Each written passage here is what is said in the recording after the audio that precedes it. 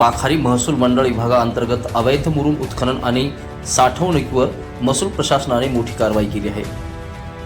मरसूळ येथील पाझर तलावातून मोठ्या प्रमाणात मुरुम उत्खनन करून त्याची अवैधरित्या साठवणूक केल्याचा प्रकार समोर आला आहे। या प्रकरणाची माहिती मिळाल्यानंतर जिल्हाधिकारी यांनी घटनास्थळी भेट देऊन प्रत्यक्ष पाहणी केली। पाहणी दरम्यान साठवून ठेवलेल्या मोठ्या प्रमाणात मुरुमाची जप्ती करण्यात आली। हा मुरुम सध्या गावातील पोलीस पाटील यांच्या देखरेखीखाली ठेवण्यात आल्याचीही माहिती आहे। दरम्यान पाझर तलावातून शेकडो ब्रास मुरुम उत्खनन करण्याचा आरोप असून याबाबत गावकऱ्यांनी यापूर्वी महसूल प्रशासनाकडे अनेक वेळा तक्रारी केल्याचेही सांगितले जात आहे। मात्र वेळेत कारवाई झाली नसल्याचा आरोपही ग्रामस्थांकडून करण्यात आला आहे। यानंतर गावकऱ्यांनी थेट जिल्हा प्रशासनाकडे तक्रार केल्यानंतर जिल्हाधिकाऱ्यांनी घटनास्थळी भेट देत पाहणी केली आणि मुरुम साठ्यावर जप्तीची कारवाई करण्यात आली।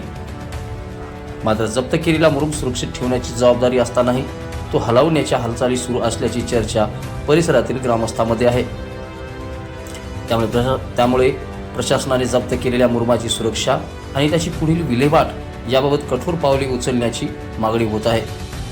दरम्यान या प्रकरणात मुरुमाचे अवैध उत्खनन नेमके कोणी केले, किती ब्रास मुरुम उत्खनन करण्यात आला आणि या उत्खननामुळे पाझर तलावाचे किती नुकसान झाले याची सखोल चौकशी होण्याची गरज आहे।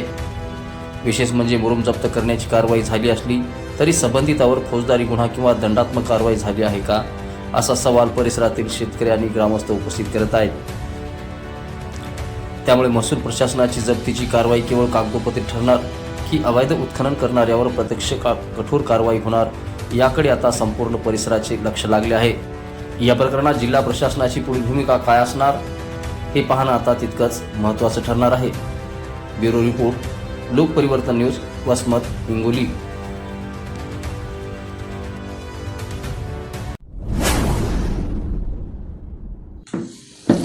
लोक परिवर्तन न्यूज लाईव्ह, लोकशाहीचा बुलंद आवाज।